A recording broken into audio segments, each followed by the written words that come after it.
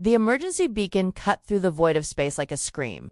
It traveled faster than light, carrying with it the desperate voice of council leader, this of the Catherine Collective. Her words were translated into every known language in the galaxy, broadcast on every frequency that civilized beings monitored. To any who hear this message, Thais began, her voice shaking with fear and exhaustion. The Catherine Collective faces total destruction. The Vader Horde approaches our worlds. They have already consumed the peaceful systems of Meloria and Vexus. Billions are dead. We are next. The broadcast showed images that made peaceful beings across the galaxy look away in horror. Burning cities, ships broken in half, floating like dead fish in space. The VAR were not like other species. They did not conquer to rule. They consumed everything they found. Planets were stripped bare, populations were eaten. Nothing remained but empty worlds and silence. We offer everything we have. They continued our biohealing technology, our food synthesis matrices, our crystal energy cores. Please, someone help us. Anyone. The message reached the Zephyrian Empire first. The crystal beings who lived in floating cities above gas giants were old and wise. They had solved most problems through careful thinking and peaceful negotiation. When their Council of Resonance heard the plea, they hummed in harmony for 3 days. Finally, they sent their reply. The Catherine situation brings us great sadness. However, the level of violence required to stop the VRR goes against everything we believe. We cannot soil our crystalline forms with such barbarism. We will remember your species fondly in our memory cores. Next, the message reached the Luminary Collective. These beings of pure energy had transcended physical form millions of years ago. They existed as living light, moving between stars as easily as thoughts. Their response came as patterns of colored light that translated simply, "We feel your pain," across the cosmic web. But we gave up physical conflict when we became pure energy. We cannot fight beings we cannot touch. We offer our prayers for your peaceful transition to whatever comes next. The Aquatic Federation of Tidal responded from their vast ocean worlds. The depths teach us patience and wisdom. Violence creates only more violence. We suggest meditation and acceptance. Perhaps the VTAR can be reasoned with if you offer them better alternatives. One by one, every advanced civilization in the galaxy responded the same way. The plant-based Verdant Consortium said violence went against their nature. The machine intelligence called the Collective spoke of violence being inefficient and wasteful. The peaceful trading empire of the Silk Route claimed they only dealt in commerce, not conflict. Days passed. The Vader Horde moved closer to Catherine's base.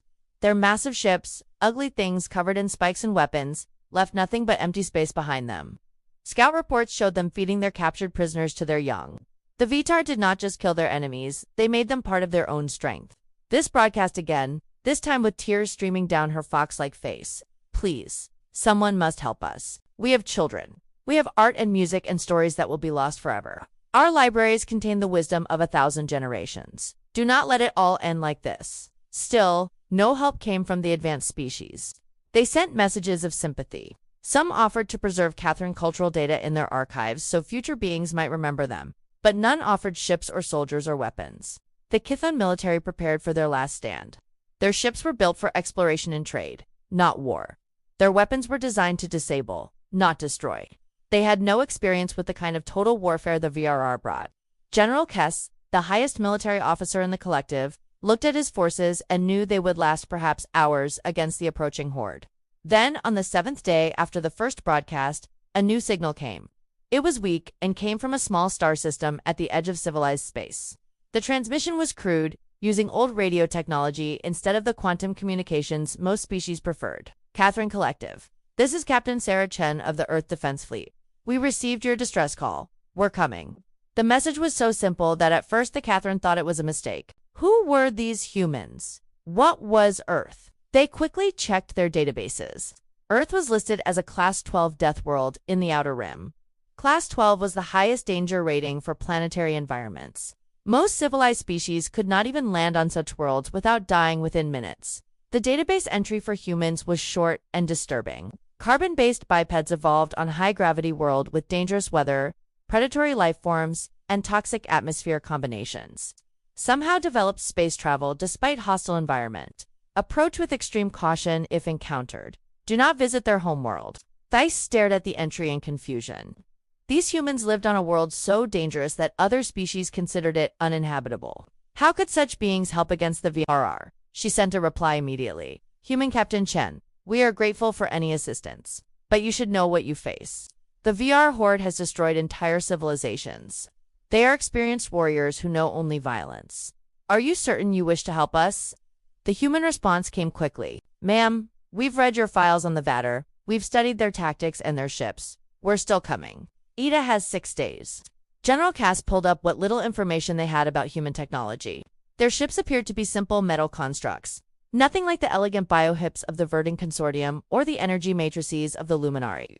Human weapons seemed crude, using chemical explosives and kinetic projectiles instead of sophisticated energy beams or quantum disruptors. How can such primitive beings help us? Kess asked. Their technology is centuries behind ours, but this was studying something else.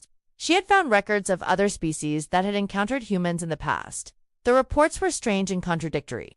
The peaceful melon traders described humans as friendly and helpful, always willing to share food and stories. But the aggressive Skalax pirates had a very different story. They spoke of humans with fear, calling them the demons who smile while they kill. One report stood out. It was from a Tone merchant who had been captured by raiders. The humans found me in a pirate slave camp. I expected them to negotiate for my release as civilized beings do. Instead, they attacked immediately. I watched them move through that camp like death itself. They saved me and 40 other prisoners. When I thanked them, their leader just shrugged and said it was the right thing to do. I think these humans are the only species in the galaxy that chooses to be violent instead of being forced into it. As thus, read more reports, a pattern emerged. Humans seem to exist in a strange middle ground between civilized and savage. They could be peaceful traders and explorers. But when faced with genuine evil, they became something else entirely. Something that even veteran warriors feared. The Vader scouts were now only 3 days from Catherine space. Their advanced ships had been spotted by long-range sensors, massive dark things that blocked out stars as they passed. Soon the main horde would arrive. Billions would die. But somewhere in the darkness between the stars, human ships were racing toward them. Ships built by a species that lived on a world where everything tried to kill them. Ships crewed by beings who had somehow survived long enough to reach the stars despite their hostile home. For the first time since the crisis began, Thais allowed herself a small spark of hope. Maybe, just maybe, the Deathworlders could do what the advanced civilizations could not. Maybe sometimes survival required monsters to fight monsters. The human fleet dropped out of faster-than-light travel at the edge of Catherine space exactly when they said they would. This watched the sensor readings with growing disappointment. Only 12 ships. They were small compared to Vitar warships, and they looked rough around the edges. Patches of different colored metal showed where repairs had been made. Scorch marks from old battles decorated their hulls like scars. This is all they sent.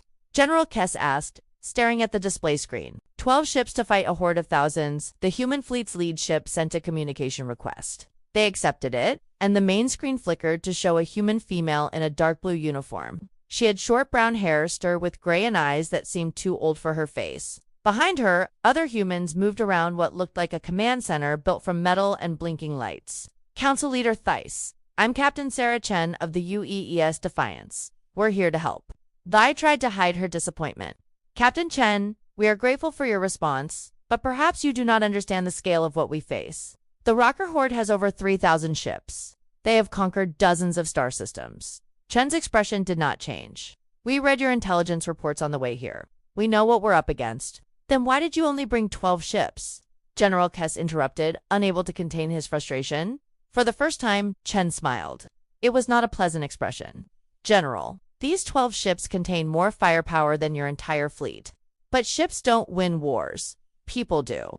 We brought 5,000 Marines and enough equipment to turn your worlds into fortresses. The humans requested permission to land and coordinate defense plans. Thais agreed, though she wondered what these strange beings could possibly do that her own military had not already considered. An hour later, Captain Chen and her staff arrived at the Catherine capital in a shuttle that looked like it had been built in someone's garage. It was all sharp angles and exposed machinery, completely unlike the smooth, organic shapes that civilized species preferred. When the shuttle landed, armed humans in heavy armor stepped out first, scanning the area with weapons ready. They act like they expect an attack even here, observed Commander Vell, Thus's military aide. Chen herself wore no armor, just her uniform and a small weapon on her belt. She walked with the confident stride of someone who had seen many battlefields. When she met this in the council chambers, she got straight to business. We need to see your defense plans and your military capabilities, Chen said. Also, we'll need detailed maps of your cities and industrial centers. General Kess spread out holographic displays showing Catherine defenses. Their strategy was simple. Meet the VRR in space. Try to destroy as many enemy ships as possible, then retreat to planetary shields and hope for the best. Chen studied the plans for a long moment. This won't work, she said finally. You're fighting like prey animals. All defense, no offense. The VAR will just overwhelm your positions one by one. What do you suggest? Kess asked, clearly offended by her assessment. We fight like humans, Chen replied. We make them come to us. Then we make them pay for every meter they advance. Over the next day, Chen's people began arriving on the planet's surface. They came in groups carrying equipment that the Catherine did not recognize. Heavy crates marked with symbols in human writing. Weapons that looked brutal and efficient. Machines that could dig tunnels or build walls in hours instead of days.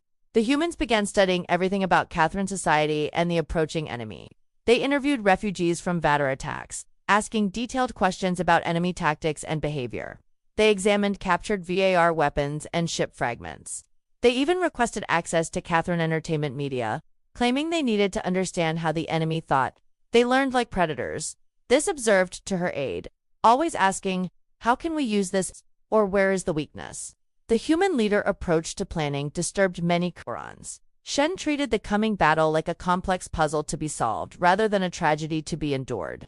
She spoke casually about acceptable loss ratios and strategic sacrifices. When a Catherine counselor asked about minimizing civilian casualties, Chen's response was chilling. Counselor, the best way to protect civilians is to kill the enemy before they reach civilian areas. Everything else is just hoping for mercy from beings who don't understand the concept. As human equipment continued to arrive, this began to understand why other species feared these Deathworlders. Every human tool seemed designed for violence. Even their medical equipment looked like it was built to work in combat zones. Their food rations were designed to provide energy for fighting, not taste or comfort. The cultural differences became clear when Chen requested a meeting with Catherine's civilian leaders. She wanted to discuss evacuation procedures and emergency protocols. During the meeting, she suggested that civilians should receive basic combat training, fighting training. Asked Counselor Marin, an elderly Chthon female. But we are not warriors. We are teachers and artists and farmers. Ma'am, when the VRAR arrived, they won't care what your profession was, Chen replied. They'll just see food. We can teach your people how to fight back, how to hide, how to survive. The suggestion horrified most of the council. The idea of their peaceful people learning to kill was almost unthinkable, but thus noticed that some of the younger counselors looked thoughtful. They had seen the intelligence reports. They knew what happened to Visitar prisoners. That evening, this invited Chen to dinner in her private quarters. She wanted to understand these humans better. Chen accepted, arriving with just one bodyguard who remained outside the door. Captain, may I ask you something personal? This began as they ate. Your home world, Earth, it is listed as extremely dangerous. How did your species survive long enough to develop space travel? Chen set down her eating utensil and considered the question. Earth tried to kill us every day for millions of years. Predators, diseases, natural disasters, climate changes that wiped out most life forms. We survived because we learned to adapt, to fight, to never give up. But surely there must have been peaceful periods in your development, some Chan admitted. But even during peaceful times, we remembered the lessons of the dangerous ones. We kept our weapons sharp and our skills ready. Because on Earth, peace is just the time between threats. Thais found the concept disturbing. Do you not have art, music, philosophy? Chen smiled, and for the first time it looked genuine rather than predatory. We have all of those things. Some of the most beautiful music in our culture comes from our darkest periods. Art that captures the struggle to find hope when everything seems hopeless. Philosophy that tries to understand why beings should be good to each other when the universe is so harsh. I think I understand, Tai said slowly. Your people create beauty despite the violence, not because of the absence of it. That's right, Chen agreed. We learned that civilization isn't something that just happens. It's something you have to fight for every single day. The next morning brought news that changed everything. Fracture scouts had been spotted only 2 days away from the main Catherine system. The advanced force consisted of over 50 ships larger than the entire Catherine fleet. General Kess called an emergency meeting. We could evacuate the outer worlds, he suggested. Fall back to the core systems and make our stand there. Chen shook her head. No retreat. We fight them here. Every world they take makes them stronger and us weaker. But how can we possibly stop them? Kes demanded. They outnumber us by hundreds to one. Chen's smile returned, cold and confident. General, you're thinking like a civilized being. The VRR are expecting a civilized response. They're not expecting Deathworlders. As if summoned by her words, a new signal appeared on the sensors. More human ships were arriving. Larger ones this time. They carried supplies, weapons, and thousands more Marines. The ships took positions around Catherine Worlds with the precision of a military force that had done this many times before. This watched the deployment and felt something she had not experienced in days. Hope the humans moved like they had a plan. More importantly, they moved like they expected to win. The Deathworlders had arrived and they intended to make the VAR regret their appetite for conquest. The transformation of Catharan space began immediately. Human engineering teams swarmed over the peaceful worlds like ants. But instead of building, they were preparing for destruction.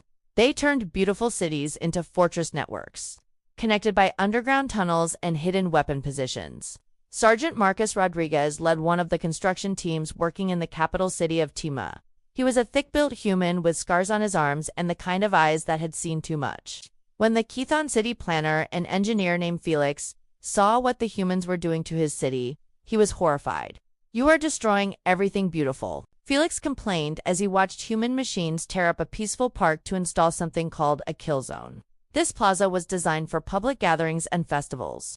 Rodriguez looked up from the tactical display he was studying. "Yeah, and now it's designed to stop enemy infantry advances. Much more useful when you're trying to not get eaten." The humans had divided the city into defensive sectors. Each sector could fight independently if the others fell. They built weapon positions that were hidden inside normal buildings. They dug tunnels that allowed defenders to move unseen between different areas. They even planted explosives in bridges and important buildings, ready to destroy them rather than let the enemy use them. "This is madness," Felix said. "You are turning our home into a battlefield." "No," Rodriguez replied patiently. "The Vader are turning your home into a battlefield. We're just making sure it's a battlefield that favors the defenders." The humans worked with an efficiency that amazed and disturbed their Catherine hosts. They had obviously done this before many times. Every human seemed to know exactly what to do without being told. They moved through the construction process like it was a well-practiced dance. When this visited the construction sites, she was shocked by the changes. Her beautiful capital looked like it was preparing for siege warfare. Barricades blocked streets. Windows in tall buildings had been turned into sniper positions. The humans had even installed weapons in the tops of the graceful towers that Catherine used for meditation and art. "Captain Chen," this said when she found the human leader studying building blueprints. "What you are doing to our cities. It frightens my people." Chen looked up from her work. "I understand that, council leader. But right now, your choice is between frightened people in fortified cities or dead people in beautiful ruins." The human preparations went beyond just construction. They brought out equipment that seemed designed specifically for urban warfare, portable barriers that could be set up quickly, weapons that could fire around corners, communication devices that worked even if the main networks were destroyed, medical stations that could operate under enemy fire. What disturbed Catharans most was how casual the humans were about all of it. They talked about acceptable casualty rates and strategic withdrawal points like they were discussing the weather. When Catherine asked Sergeant Rodriguez about the likelihood of survival, his answer was typically human. "Ma'am, if everyone does their job and we get a little lucky, most of us will probably make it through this. But I've been in fights where most of us wasn't good enough and we won anyway. That's what we're planning for." The humans also began intensive intelligence gathering about their enemy. They interviewed every refugee from VR attacks, building detailed profiles of enemy behavior and tactics. Captain Chen personally spoke with a melon trader who had survived a VR raid on his homeworld. "They move in pack formations," the trader explained, his tentacles shaking with remembered fear. "Always in groups of 12 to 15. They communicate through scent chemicals and subsonic calls. When they attack, they try to spread terror first, then feast on the frightened." Chen made notes on everything. "Do they have any taboos? Things they won't attack or places they won't go?" "Nothing," the trader replied. "They see all other life forms as food sources. Even their own wounded are consumed if they cannot keep up with the horde." The human leader nodded like this information was useful rather than horrifying. "What about their command structure? How do they make decisions during battle?" As the humans gathered information, they began to understand their enemy better than any previous victims had. They studied Vader biology, learning that the aliens had enhanced senses of smell and hearing, but poor long-range vision. They analyzed captured weapons, discovering that VAR technology favored close-range combat and intimidation over efficiency. They're pack hunters who evolved on a world with limited resources. Chen explained to her staff during a planning meeting, everything about their culture is based on dominance through violence and consuming the weak. But that gives us advantages. How? Asked Lieutenant Kim Park. Chen's intelligence officer, pack hunters, are used to prey that runs away. They're not prepared for prey that fights back with planning and coordination. Their whole psychological profile is built around intimidating victims into submission. The humans began developing tactics specifically designed to exploit VAR psychology. They planned fake retreats that would draw enemy forces into prepared kill zones. They designed psychological warfare techniques that would confuse and disorient pack hunting instincts. They even created special ammunition that would make human weapons louder and more intimidating. Meanwhile, other human teams worked on something that horrified Catherine observers even more than the military preparations. They were teaching civilian defense classes. Despite the initial resistance from the council, many younger Catherine had volunteered to learn basic survival skills. In hidden facilities around the city, humans taught peaceful aliens how to hide, how to fight, and how to kill if necessary. The classes were led by Staff Sergeant Maria Santos, a small human female who moved like a predator despite her size. She was teaching a group of Catherine civilians how to use improvised weapons when TH visited to observe. The key is not to think of this as violence. Santos was explaining to her nervous students, think of it as problem solving. The problem is that something dangerous wants to hurt you or your family. The solution is to make it stop wanting that. One of the students, a young Catherine named Zell, raised his hand. But Sergeant Santos, we are not warriors. How can we possibly fight beings who have conquered entire star systems? Santos smiled, and like all human smiles in this context, it was not entirely reassuring. Kid, the Vitar are used to fighting other warriors. Professional soldiers who follow rules and fight in predictable ways. They're not used to fighting desperate civilians who will do anything to protect their families. She picked up a simple tool from the workshop table. This is a welding torch. Normally, you use it to join metal pieces together. But if something is trying to eat your children, it becomes a flamethrower. The VRA won't expect that. The training sessions continued around the clock. Humans taught Kitharans how to move quietly, how to set simple traps, how to treat injuries, and how to organize resistance cells. They also taught them something equally important, how to think like survivors instead of victims. The biggest weapon the VRIR have is fear, Chen explained during a general briefing to both human and Catherine forces. They use terror to paralyze their enemies before the fighting even starts. But fear is just another enemy to defeat. General Kess, who had been observing the human preparations with growing amazement, asked the question that many Catherines were thinking. Captain Chen, your people seem very experienced with this type of warfare. How many times have you done this before? Chen's expression grew distant. General, humans have been fighting for survival since before we developed language. We fought against nature, against each other, against alien threats, and against things that don't fit into any normal category. This is what we do. But surely your world must have achieved peace by now. We have periods of peace, Chen admitted, but we learned long ago that peace is not a permanent state. It's something you have to earn and defend every day. The moment you stop being ready to fight for it, someone will take it away from you. As the days passed and the VRA advanced scouts drew closer, the changes in Catherine's space became more dramatic. Peaceful trading stations were converted into military bases. Civilian transports were retrofitted with weapons and armor. Even the gentle agricultural worlds began training their farmers in guerrilla warfare tactics. The humans worked 18-hour days, sleeping in shifts and eating while they continued planning. They seemed to have unlimited energy when it came to preparing for combat. Tai began to understand that this was not just professional duty for them. This was what they were born to do. On the final day before the VRR scouts were expected to arrive, Chen called a meeting of all senior commanders, both human and Catherine. The conference room was filled with tactical displays showing the defensive positions throughout the system. Tomorrow, we find out if all this preparation was worth it, Chen said. The enemy advance force consists of 53 ships carrying approximately 12,000 Vitar warriors. They expect to find helpless prey waiting for slaughter. She smiled, that predatory human smile that had become familiar to the Chthons. Instead, they're going to find death, and they're going to learn why the rest of the galaxy fears us almost as much as they fear the things that hunt us. The Varir advanced fleet emerged from faster than light. Travel at the edge of Catherine's space like a plague of metal locusts. Their ships were massive, dark things covered in spikes and weapon ports. Each vessel was designed to strike fear into any civilized being who saw it. The holes were decorated with the bones of previous victims, and the ships themselves seemed to grow rather than being built, as if they were living things fed on violence.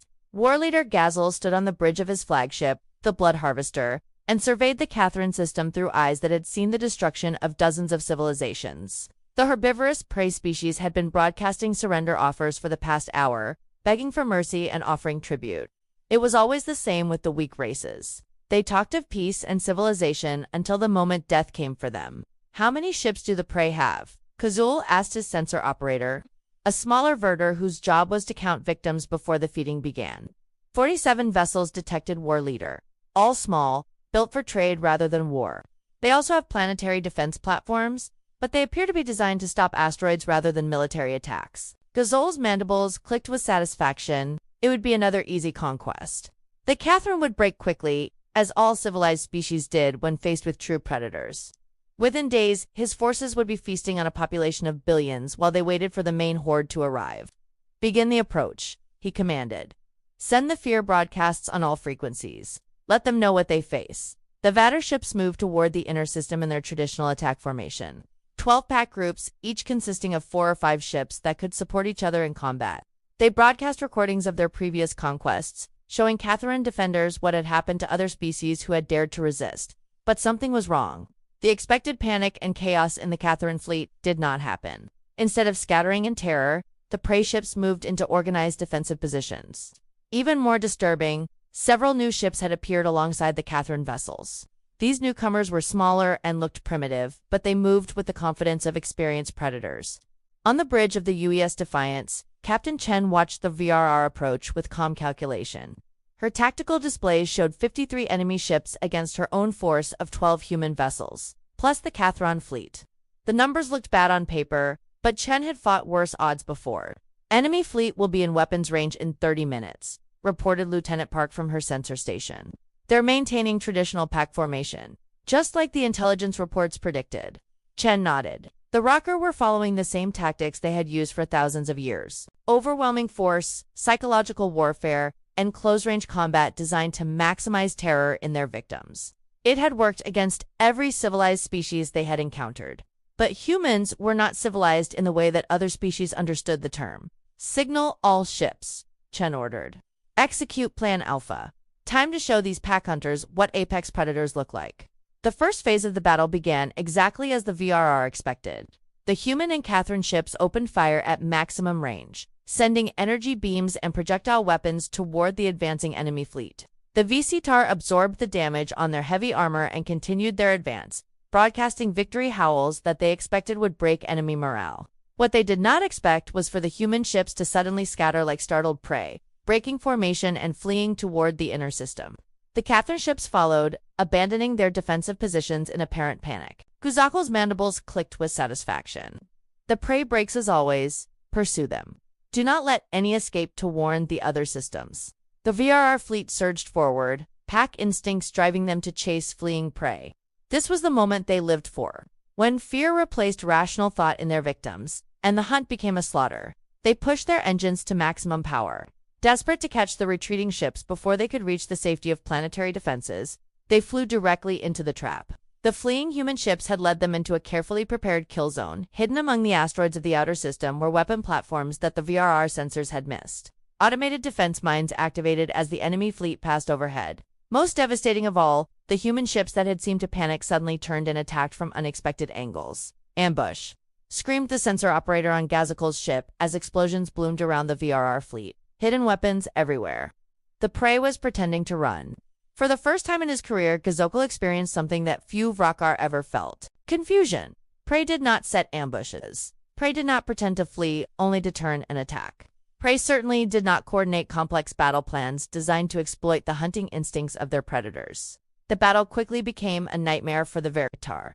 Their pack formations, designed for hunting scattered civilians, made them perfect targets for coordinated military attacks.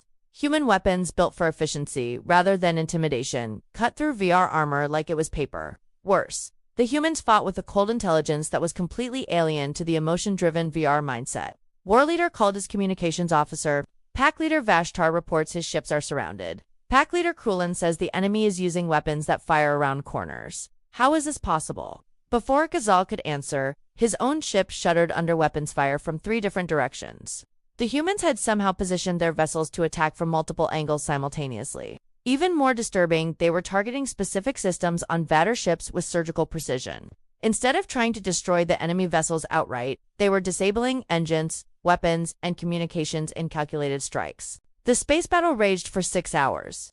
By the end, half the Vitar advanced fleet was destroyed or disabled. The surviving ships retreated to the edge of the system where Guzul tried to understand what had gone wrong. The prey fought like he paused, struggling to find words for something outside his experience. Like hunters, like they knew what we would do before we did it. But the space battle was only the beginning. Several Vader ships had managed to land troops on the outer planets before being driven off. 12,000 Vitar warriors now stalked through Catherine cities, expecting to find helpless civilians waiting to be consumed. Instead, they found urban warfare. Squad leader Vexen led his pack through the streets of Akithon City, following scent trails that should have led them to cowering prey. The streets were strangely empty, but that was normal. Civilized species usually hid in their homes, hoping that predators would not find them. What was not normal was the explosion that killed 3 of his warriors when they stepped on a hidden mine in what had seemed like an empty plaza. Traps, Vexen snarled. The prey sets traps like vermin. His pack moved more carefully, but the city itself seemed designed to kill them. Streets that appeared to lead toward civilian areas instead led to dead ends covered by hidden weapons. Buildings that looked empty suddenly erupted with gunfire from concealed positions. Even worse, the weapons being used against them were not the sophisticated energy beams that civilized species usually employed. They were crude, loud, chemical projectiles that created more fear than damage.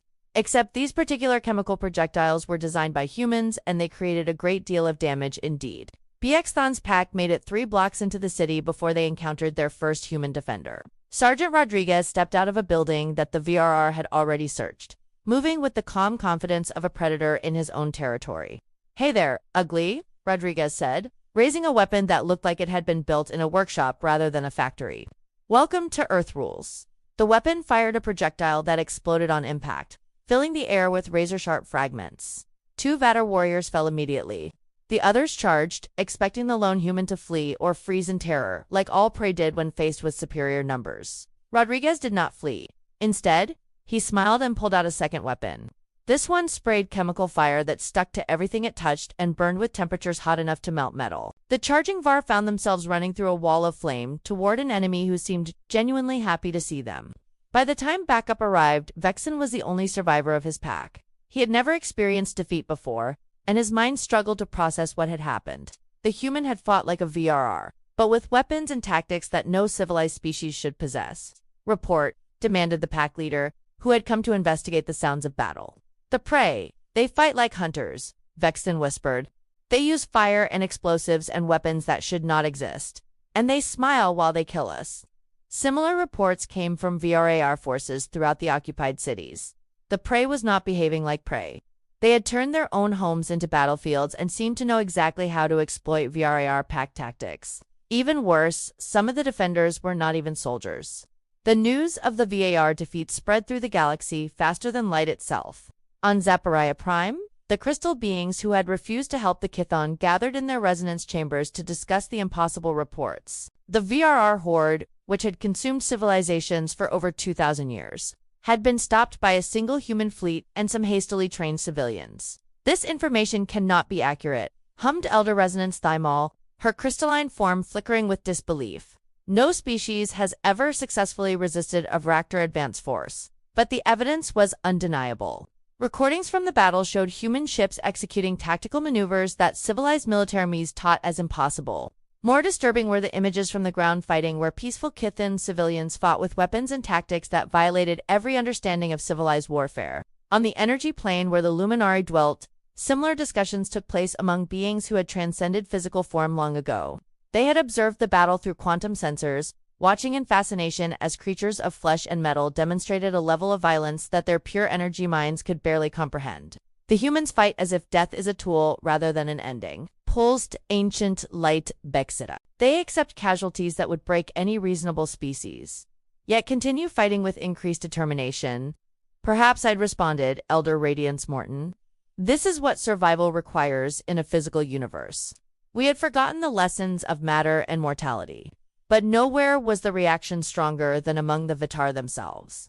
The main horde, over 3,000 ships carrying millions of warriors, had received war leader Gazel's retreat message with disbelief. Then rage, then something approaching fear. Horde Master Drakkar, supreme leader of the VRR species, had ruled through strength and terror for over 4 centuries.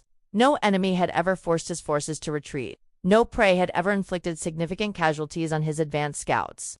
The very concept of defeat was so alien to Raptor culture that they had no proper words for it. "Bring me the survivors," Drakkar commanded from his throne aboard the massive horde ship war leader. "I will hear their stories directly." War leader Gazel stood before his supreme leader, his once proud form showing wounds that would never fully heal. Around him, the handful of pack leaders who had survived the battle waited to give their reports. "Tell me how prey species defeated trained warriors," Drakkar demanded. Gazel struggled to find words. "Horde Master, they were not prey. They fought like us, but with weapons and tactics we have never seen. They used our own hunting instincts against us." Explain. "They made us chase them into prepared kill zones. They hid in buildings and attacked from directions we did not expect. They used fire and explosives and weapons that seemed designed specifically to kill Var." Gazel paused, remembering the human smile that had haunted his dreams since the retreat. "And they enjoyed it, Horde Master. They smiled while they killed us."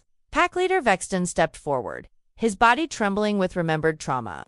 "The humans, they are predators, Horde Master, but not like us. We hunt for food and dominance. They hunt for something else. They hunt because their world taught them that everything wants to kill them. So, they learned to kill everything first." The reports continued for hours. Every surviving warrior told the same story. The humans fought with a combination of intelligence and brutality that the package hunting Vector could not counter. Worse, they had taught their allies to fight the same way, turning peaceful herbivores into guerrilla fighters who used civilian areas as battlefields. When the reports were finished, Draw sat in silence for a long time. Finally, he spoke the words that no VR leader had ever spoken before. "We will not attack the Kithan systems again." The decision split the horde. Some pack leaders argued for a massive assault that would overwhelm even human defenses through sheer numbers. Others who had listened carefully to the survivor reports understood that the humans had done something no enemy had ever accomplished. They had broken the Vitar's psychological advantage. "If we attack them again and fail," argued war leader Keshavel, "every species in the galaxy will know that the VRR can be defeated. Our empire will collapse as our former victims rise against us." Draw knew she was right. The VRR ruled through fear and reputation. If that reputation was shattered, their scattered enemies would unite against them. The recordings of human victories were already spreading through civilized space. Soon, every peaceful species would know that resistance was possible. The horde turned away from Catherine space and moved toward easier targets on the galactic rim. But the damage was done. For the first time in their history, the VRR had been forced to retreat by their intended prey. In Catherine space, the victory celebrations were mixed with horror at what their peaceful people had become. The cities that had been turned into fortresses remained armed and ready. The civilians who had learned to fight could not easily forget those lessons. The Catherine Collective had been saved, but it was no longer the same civilization that had sent out that first desperate plea for help. Council leader Theiss met with Captain Chen in the ruins of what had been a beautiful art gallery, now converted into a military command center.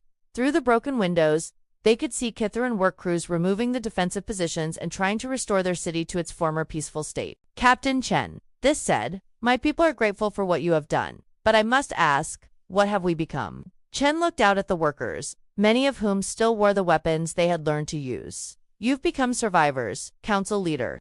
The question is, what you do with that knowledge. Will we ever be the same peaceful people we were before?" "No," Chen replied honestly. "But that might not be a bad thing. Peace is precious because it's fragile. Now your people understand what it costs to maintain." Over the following weeks, human engineering teams helped restore Catherine infrastructure while human military advisors trained Catherine forces in modern warfare. The relationship between the two species grew closer as they worked together, but it was built on a new understanding of what civilization required. The transformation was not limited to the Catharans. News of the human victory reached other peaceful species throughout the galaxy, many of whom had lived in fear of various threats. They felt powerless to resist. Requests for human assistance began arriving daily, not just from species threatened by the rocker, but from civilizations facing pirates, slavers, and other predators. At first, the human government was hesitant to become involved in galactic conflicts.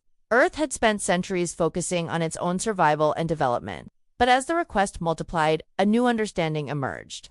We have a choice, Captain Chen explained during a video conference with Earth's leadership. We can remain isolated on our death world, or we can use our unique capabilities to help species that cannot help themselves. The decision, when it came, surprised no one who understood human nature. Earth would answer the calls for help, not out of any desire for conquest or glory, but because it was the right thing to do. Within months, human fleets were operating throughout the galaxy, bringing Deathworld tactics to bear against various threats that civilized species could not handle. They were never conquerors or rulers. They came, solved the problem that peaceful beings could not solve themselves, and moved on to the next crisis. But the galaxy was changing in other ways as well. The spectacle of humans teaching Keithans to fight had inspired other species to reconsider their own pacifist philosophies. The Verdant Consortium began developing defensive strategies for their plant-based colonies. The Aquatic Federation started training their peaceful merchants in basic security procedures. Even the advanced civilizations that had refused to help during the crisis began to change. The Zephyrian Empire established militaries for the first time in their history, studying human tactics and trying to understand how violence could be used to preserve civilization rather than destroy it. 6 months after the battle, this received an unexpected visitor. Elder Resonance Thymol of the Zephyrian Empire materialized in the council chambers, her crystalline form flickering with what seemed like embarrassment. Council leader the Zephyrian said, "My people wish to express our regret for our failure to assist you during your crisis. We were wrong to believe that civilization could be preserved through inaction. I studied the elegant alien being before responding. Elder Thymol, my people have learned much about the price of peace. Perhaps your people and mine can learn from each other." "We would be honored," Thymol replied, "and we would like to request human advisors to help us develop defensive capabilities. We have realized that our philosophy of nonviolence, while admirable, left us unable to protect the very values we cherish." Similar requests came from across the galaxy. Species that had spent millennia pursuing art, philosophy, and peaceful advancement suddenly found themselves studying human military doctrine and defensive strategies. The humans, for their part, were careful to teach defense rather than aggression, sharing their knowledge of warfare while emphasizing its role in protecting rather than conquering.